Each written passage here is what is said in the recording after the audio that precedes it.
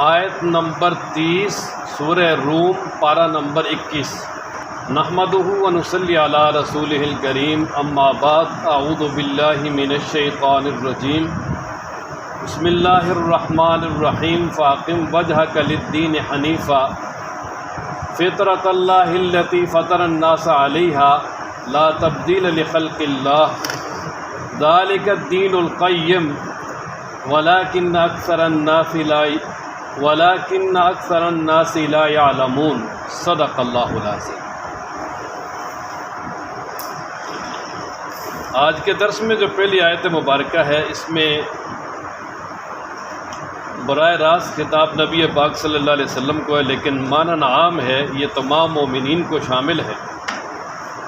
اور یہ جو پہلے اللہ کی وحدانیت پہ دلائل بیان کیے گئے تھے، یا اسی طرح مثال کے ذریعے اللہ تعالیٰ نے اپنی توحید کو سمجھایا، یہ اسی پہ مرتب ہے۔ اور اللہ تبارک و تعالیٰ نے کو یہ بتا دیا کہ بعض دلائل اور مثالوں سے یہ بات واضح ہو گئی کہ اصل اللہ تبارک و تعالیٰ کی توحید ہے، اللہ کا کوئی اس کے ساتھ شریک نہیں، اور اللہ تبارک و تعالیٰ کا لایا ہوا دین ہے، جو اللہ تعالیٰ نے بھیجا ہے وہی دین ہے اصل۔ تو اب اسی کے بارے میں حکم دیا کہ فرمایا یہ جو دین ہے جس میں اللہ کی وحدانیت اور اسی طرح رسالت اور قیامت جیسے بڑے عقائد ہیں، اور یہ جو دین اسلام ہے، فرمایا اسی دین پہ قائم رہو، ہر طرف سے اپنا رخ موڑ کے صرف اس دین اسلام کی طرف متوجہ ہو جاؤ، اور ہر طرف سے اپنی توجہ ہٹا لو، باقی تمام جتنے بھی باطل ادیان ہیں، باطل مذاہب ہیں، ان میں سے کسی کی طرف بھی توجہ نہ کرو، صرف دین اسلام کی طرف متوجہ ہو جاؤ، اور اسی دین اسلام کو اپنا لو، اسی پہ عمل کرو۔ اور پھر ساتھ ہی اللہ تبارک و تعالیٰ نے فرمایا نا، فطرۃ اللہ التی، فطرت کا اصل معنی ہوتا ہے خلقت، پیدائش، لیکن یہاں مراد ملت اسلام ہے۔ مطلب یہ ہے کہ وہ اللہ تبارک و تعالیٰ کی پیدائش، یعنی جس فطرت پہ، جس چیز پہ اللہ تعالیٰ نے بندوں کو پیدا کیا ہے، اس کو جو ہے نا وہ لازم پکڑو۔ اور اس فطرت سے مراد دین اسلام ہے، کہ یعنی یہ جو دین اسلام ہے اور توحید ہے، اس کو لازم پکڑو۔ اور یہ جو ہے نا توحید اور دین اسلام، یہ انسان کی فطرت اور جبلت میں شامل ہے۔ اسی لیے اللہ تبارک و تعالیٰ نے انسان کی تخلیق سے بھی پہلے عالم ارواح میں اس کا وعدہ لیا ہے۔ اللہ فرماتے ہیں الستو بربکم، کیا میں تمہارا رب نہیں ہوں؟ فرمایا بالکل۔ صاحب نے کہا جی قالوا بلا، آپ ہمارے رب ہیں۔ تو اللہ تبارک و تعالیٰ نے جس کی بھی تخلیق کی ہے، جس کو بھی پیدا کیا ہے، ہر انسان کی پیدائش جو ہے وہ فطرت اسلام پر ہے، دین اسلام پر ہے۔ اور بعد میں اس انسان کو جو اس کا ماحول ہے وہ تبدیل کر دیتا ہے۔ جناب نبی کریم صلی اللہ تعالیٰ علیہ وآلہ وسلم کی حدیث مبارکہ ہے صحیحین میں، کہ آپ صلی اللہ علیہ وسلم نے ارشاد فرمایا کل مولود یولد علی فطرۃ الاسلام، ہر بچہ فطرت اسلام پہ پیدا ہوتا ہے، ابتداءً وہ اسلامی فطرت پہ ہوتا ہے۔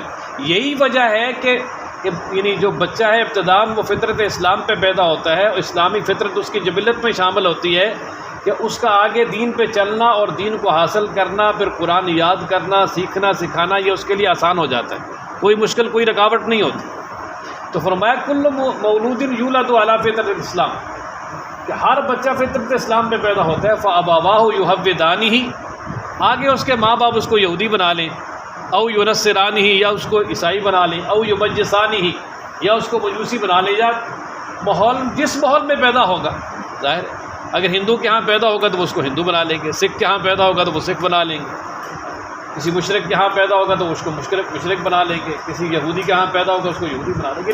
ماحول جو ہے وہ تبدیل کر دیتا ہے۔ اس لیے انسان کی جو پیدائش ہے وہ اللہ تبارک و تعالیٰ کی طرف سے فطرت اسلام پہ ہوتی ہے۔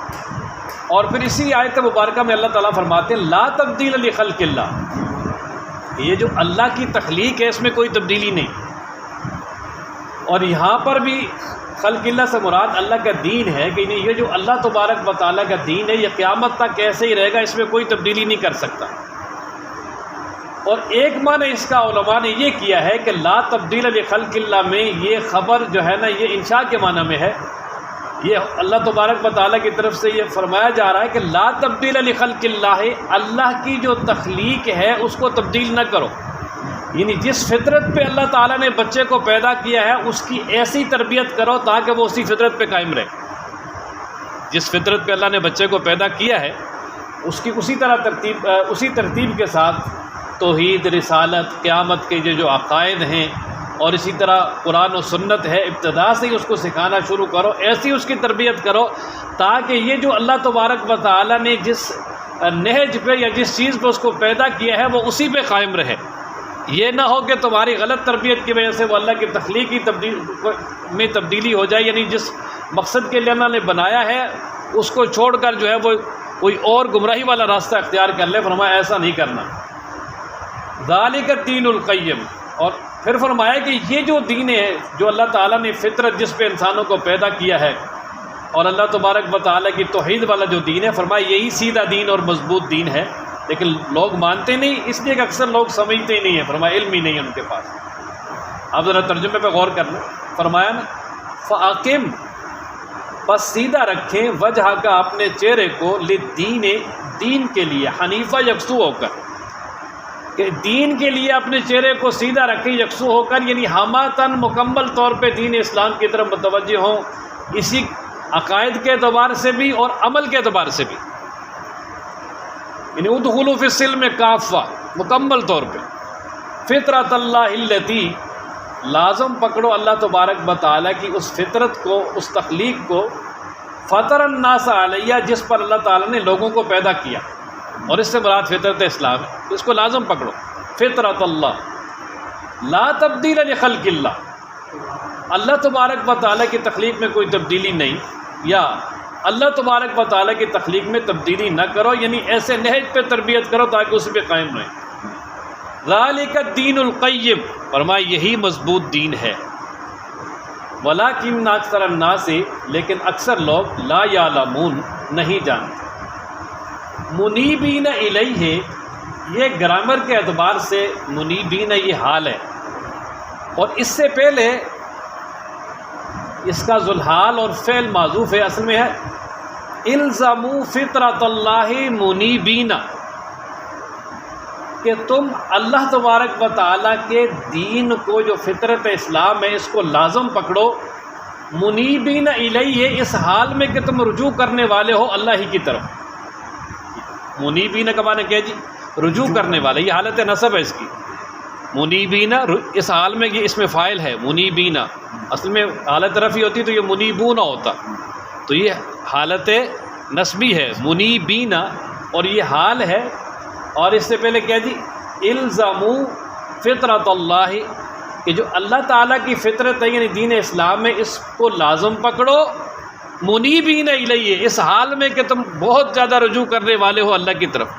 یعنی دین اسلام کو لازم پکڑ کے اللہ ہی کی طرف رجوع کرو. اور دوسرا حکم دیا ساتھ اسی میں، واتقوہ، اور اسی سے ڈرو. واقیموا الصلاۃ، اور فرمایا نماز پڑھو. ولا تکونوا من المشرکین، اور مشرکین میں سے نہ ہو جاؤ. ہاں، نماز کا حکم اس لیے دیا کہ نماز یہ اسلام کا شعار ہے. نبی پاک صلی اللہ علیہ وسلم نے ارشاد فرمایا جس نے جان بوجھ کے نماز چھوڑی، فرمایا فقط کفر، اس نے کفر والا کام ہے. تو فرمایا اللہ کی طرف رجوع کرو، اسی سے ڈرو، نماز پڑھو، اور مشرکین میں سے نہ ہو جاؤ. اچھا، مشرکین کون ہے؟ آگے مزید ذرا ان کی آگے تفصیل بیان کر دی. اللہ تبارک و تعالیٰ فرماتے ہیں من الذین فرقوا دینہم، وہ مشرکین کے جنہوں نے دین میں تفرقہ ڈالا اور جنہوں نے اپنے یعنی اللہ تبارک و تعالیٰ کا جو فطرت والا دین تھا اس کو بدل دیا، اس سے اپنے آپ کو ہٹا لیا، جس کا نتیجہ یہ ہوا کہ وہ فرقوں میں بٹ گئے اور انہوں نے اپنی مرضی کا جو ہے نا وہ دین بنا لیا اور اسی پہ چلتے رہے. آج جتنے بھی باطل ادیان ہیں ان سب کے یہی حالات ہیں کہ ان کے پاس کوئی پیچھے سے یعنی جو ہے نا وہ عملی نمونہ، آئیڈیل یا کوئی بھی چیز ایسی نہیں ہے، بلکہ جس نے جو بنا لیا ہے اسی راستے پہ چل رہے ہیں. یہاں تک کہ جو آسمانی مذاہب تھے یہود و نصارہ، ان کے مذاہب میں اتنی تبدیلیاں ہو گئی ہیں کہ ان کو اصل مذہب کا ہی نہیں پتہ، اصل حقیقت کا ہی نہیں پتہ، بلکہ وہ سارے کے سارے اپنے اصل مذاہب کو چھوڑ کر شرک پہ آ گئے. اور اسی پہ جو ہے وہ آگے چل رہے ہیں۔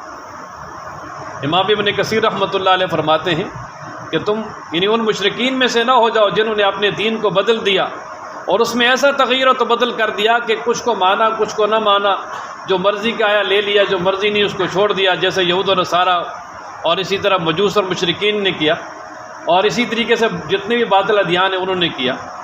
اور فرمایا کہ وہ تفرقوں میں بٹ کر آپس میں جو ہے وہ انہوں نے یعنی ایسا حساب بنا لیا کہ جس فرقے کے پاس جو آ گیا وہ اس کے ساتھ بڑا خوش ہے، وہ کہتا ہے جی میں حق پہ ہوں باقی سارے باطل پہ۔ اور اب افسوس کی بات یہ ہے کہ وہ تو چلو فرقے باطلہ جو گزر چکے، آج جو ہم مسلمان ہیں ہمارے اندر بہت سارے فرقے بن گئے، ہر ایک نے اپنا اپنا بنایا اور ہر ایک کا یہی دعویٰ ہے کہ بھئی میں سچا ہوں، میں حق پہ ہوں، اور اس پہ وہ مباحثہ مجادلہ ساری باتیں چلتی ہیں۔ حالانکہ سیدھی سی بات ہے کہ جس انسان نے قرآن و سنت کو اپنا لیا بس وہی حق پر ہے۔ حضرت صلی اللہ علیہ وسلم نے ارشاد فرمایا میرے بعد بڑے اختلافات دیکھو گے، لیکن اس کا حل ایک ہی ہے، ما انا علی و اصحابی، جس راستے پہ میں ہوں یا میرے صحابہ ہیں فرمایا اس پہ چلو کامیاب ہو گئے۔ فرمایا نا من الذین وہ فرقوا دینہم، جنہوں نے ٹکڑے ٹکڑے کر لیا اپنے دین کو، وکانوا شیعہ، اور وہ ہو گئے گروہ در گروہ۔ یہ شیعہ شیعتن کی جمع ہے، اس کا معنی گروہ۔ کل حزب، ہر گروہ، بما لدیہم، اس کے ساتھ جو ان کے پاس ہے، فرحون، خوش ہے، جو جس کے پاس ہے وہ خوش ہے۔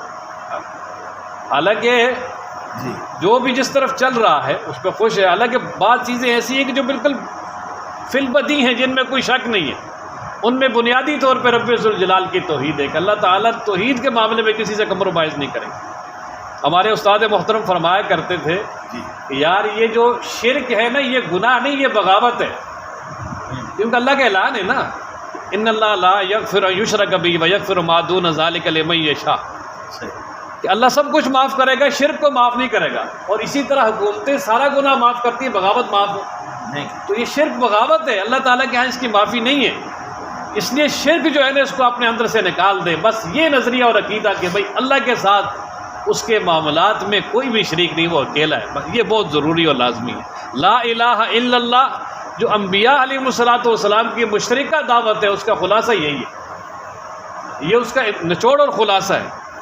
ہاں جو شرک سے توبہ کر لے اور پھر صحیح ایمان لے آئے، اللہ تبارک و تعالیٰ اگر فوت ہو جائے ایمان پہ تو جتنے بھی گناہ ہیں اللہ کریم معاف کر دیں گے۔ اللہ تعالیٰ تو کریم ہے، لیکن اس کے بارے میں اللہ تعالیٰ نے قرآن و مجید میں اعلان کر دیا کہ فرمایا یہ اس کی معافی نہیں ہے۔ وَإِذَا مَسَّ النَّاسَ ضُرٌّ، اچھا یہ مشرکین مکہ اور اسی طرح جو ان کے ہم نوا ہیں ان پہ ایک زجر ہے۔ اصل میں مشرکین مکہ کا ایک جو ہے نا وہ طریقہ کار تھا، وہ یہ تھا کہ خوشحالی میں آسانی میں وہ اپنے معبودان باطلہ جو انہوں نے بنا رکھے تھے، لات منات عزا حبل وغیرہ جو انہوں نے خود نام رکھے ہوئے تھے، وہ ان کو پکارتے ہیں۔ لیکن جب کوئی سخت تکلیف اور پریشانی آ جاتی، اب انہیں یقین ہوتا کہ اب جو ہے نا ہماری جان نہیں چھوٹے گی، تو اس وقت پھر جو ہے نا وہ صرف اللہ کو پکارتے تھے، لا الہ الا اللہ مخلصین لہ الدین۔ قرآن مجید میں یہ مضمون کئی جگہ پر آیا ہے، خاص کر جب سوار ہوتے کشتیوں میں اور وہ کشتی جب سمندر کے اندر چلتی، درمیان میں جا کے وہ ناموافق ہوا آتی اور کشتی ڈولنے لگتی اور ہر طرف سے موجیں اس کو گھیر لیتی، تو اس وقت دعوا اللہ مخلصین لہ الدین، صرف اللہ تعالیٰ کو پکارتے۔ لیکن جب کشتی کنارے پہ لگ جاتی پھر شرک شروع کر، اسی طرح جب ان کی بگڑی بن جاتی پھر شرک شروع کر دیتے، کہتے جی یار یہ تو کام فلاں نے کیا، یہ تو ہمارے فلاں معبود نے کیا۔ حالانکہ ہر مشکل میں اللہ تبارک و تعالیٰ ہی کام آنے والے ہیں، اللہ تعالیٰ اس مشکل سے نجات دیتے ہیں۔ اگر اللہ تبارک و تعالیٰ مشکل سے نجات نہ دیں تو کوئی بھی جو ہے وہ مشکل سے نجات نہیں دے سکتا۔ حضرت اکرمہ رضی اللہ تعالیٰ عنہ ایمان لانے کا واقعہ یہی تھا نا کہ وہ ملاح کی جب کشتی ڈولنے لگی تو انہوں نے شروع کر دیا یا لات یا منات یا عزا۔ ملاح نے کہا یار ادھر لاتے شاتے نہیں چلتے، ادھر جو ہے نا وہ اللہ کو پکار بس۔ اور پھر وہ کہتے میرے دل میں آیا یار کہ جب یہاں اللہ کام آتے تو بہر بھی پھر وہی کام آئے گا، اور پھر واپس آئے اور اللہ نے ایمان کی دولت بھی عطا کر دی۔ وَإِذَا مَسَّ النَّاسَ، اور جب پہنچتی ہے لوگوں کو ضرن کوئی تکلیف، ضرن کوئی تکلیف، دعوا ربہم تو وہ پکارتے ہیں اپنے رب کو، منیبین الیہ اسی کی طرف رجوع کرتے ہوئے، ثم اذا اذاقہم پھر جب چکھاتا ہے اللہ ان کو منہ اپنی طرف سے رحمتاً رحمت، اذا فریق منہم تو بس اسی وقت ایک فریق ان میں سے بربہم اپنے رب کے ساتھ یشرکون شرک شروع کر دیتے، ایک فریق اسی وقت اللہ کے ساتھ شرک شروع کر دیتے۔ اور میں اکثر یہ عرض کیا کرتا ہوں کہ ایک شرک تو مشرکین کرتے تھے نا جی، جس پہ معافی نہیں ہے، اور ایک ہم بھی کرتے ہیں، لیکن ہمیں بھی اس کو چھوڑنا چاہیے بالکل۔ تو مثلا جب کوئی تکلیف پریشانی آتی ہے تو ہم کہتے ہیں جی بس دعا کریں اللہ تعالیٰ اس کو ٹال دے یا بیماری کو اللہ تعالیٰ دور کر دے، لیکن جب علاج معالجہ ہو جاتا ہے، صحت آ جاتی ہے تو کہتے ہیں جی فلاں ڈاکٹر بڑا اچھا تھا، ہاں اور فلاں آدمی کے پاس گیا جی وہ بڑا ماہر تھا، فلاں وکیل بڑا ماہر تھا، اس نے کام کر دیا۔ تو یہ بھی نہیں ہونا چاہیے۔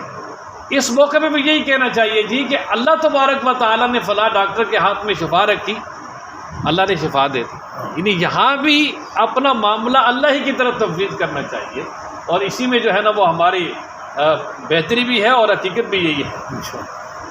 اچھا اللہ فرماتے ہیں یہ کیوں کرتے ہیں شرک؟ لیکفروا تاکہ وہ ناشکری کریں، بما ان نعمتوں کی آتیناہم جو ہم نے ان کو دی۔ کیونکہ کفر کے دو معنی ہیں، ایک معنی ناشکری اور ایک معنی انکار کرنا، تو یہاں ناشکری کے معنی میں ہے لیکفروا تاکہ وہ ناشکری کریں یا انکار کریں، بما اس کا آتیناہم جو ہم نے ان کو نعمتیں دی۔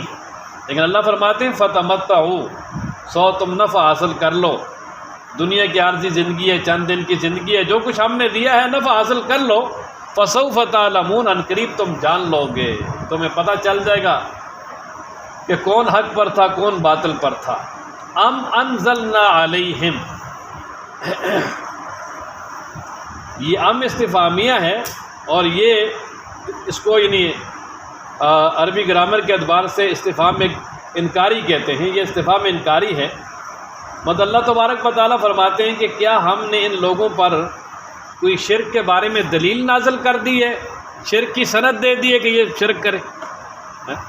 کیا کوئی سند دے دی ہے کہ یہ اتنے بے دھڑک ہو کر شرک کر رہے ہیں؟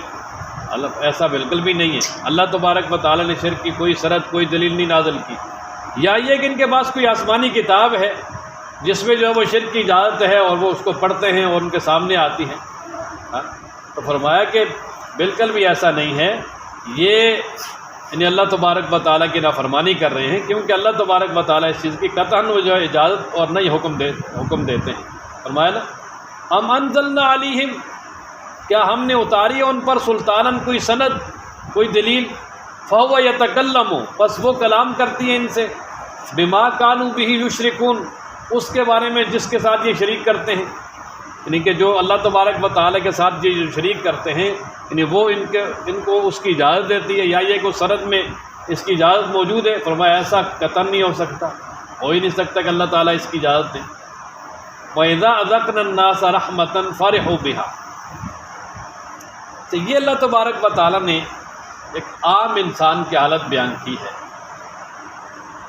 پیچھے تو مشرکین کا تھا نا، تو یہ ایک عام انسان کی حالت بیان کی ہے کہ جو انسان اللہ تبارک و تعالیٰ کا نیک بندہ ہے، شکر گزار ہے، اس کی حالت تو اور ہے، وہ یہ ہے کہ اگر اس میں کوئی آسانی آتی ہے تو وہ اللہ کا شکر ادا کرتا ہے، اور اگر کوئی تنگی آتی ہے تو وہ صبر کرتا ہے اور اللہ تعالیٰ سے مانگتا ہے، اور وہ خوشحالی اور تنگحالی دونوں حالتوں میں اللہ تعالیٰ کا ہی رہتا ہے، اللہ تعالیٰ سے وہ کہیں جدا نہیں ہوتا، یعنی اللہ تعالیٰ کا در نہیں چھوڑتا۔ لیکن جو ایک عام انسان ہے اس کے بارے میں فرمایا کہ اللہ فرماتے ہیں کہ جب ہم انسانوں کو اپنی طرف سے کوئی رحمت پہنچاتے ہیں، یعنی کوئی آسانی دیتے ہیں، تو وہ اتراتے ہیں، خوش ہوتے ہیں، تکبر کرتے ہیں، غرور کرتے ہیں کہ جی ہم تو بڑے مالدار ہیں، ہمارے پاس یہ ہے وہ ہے۔